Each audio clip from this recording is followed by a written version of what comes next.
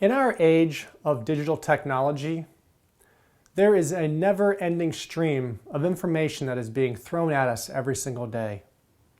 And the thing about that, about having information at our fingertips, is that we get to be exposed to a lot of influences from the world.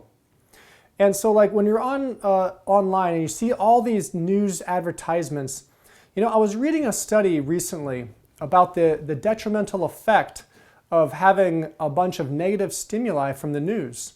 And actually what this psychological study did was they looked at how people felt after being exposed to a series of negatively slanted news media. And the study showed very clearly that it has a very profound effect on our attitude and our state of mind.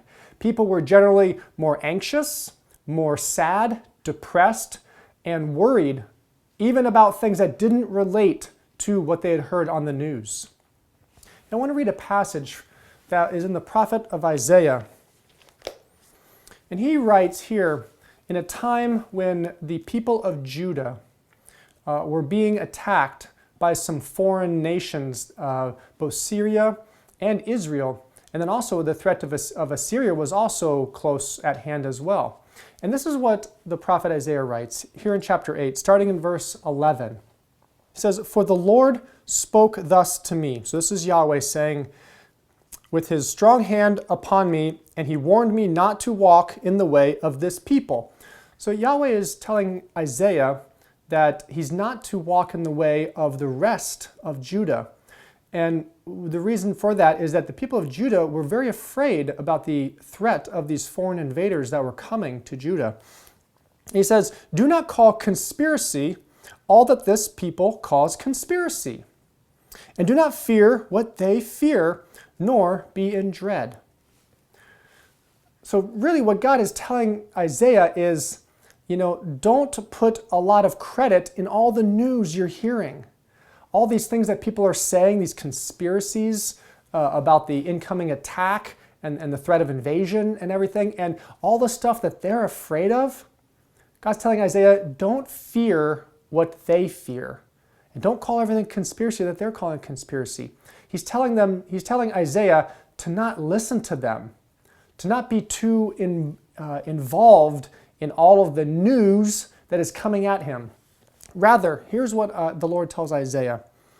He says, "But the Lord of hosts, him you shall honor as holy. Let him be your fear, and let him be your dread. And he will become a sanctuary, and a stone of offense, and a rock of stumbling to both the houses of Israel, and a trap and a snare to the inhabitants of Jerusalem."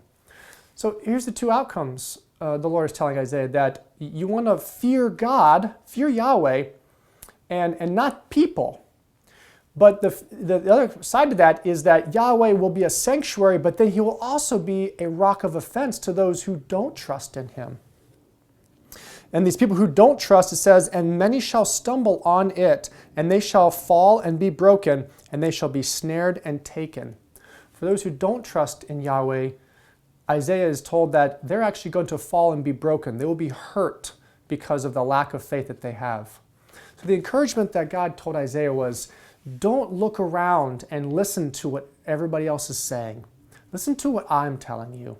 And I think that's a message for today as well in this age of news, digital news media, where there's just so much information and there's so much negative attitude and reports going on about how the world is doing that we could get caught up in that type of thinking. But rather than that, we should look to Yahweh, look to God, and trust in him, and don't fear what other people fear. We have nothing to fear with God on our side. God bless. Thank you so much for watching, liking, and commenting on this video. And please hit the subscribe button so you don't miss out on any of our future content. And if you'd like to consider donating to help with making videos like this, please go to truthortradition.com/donate. God bless you.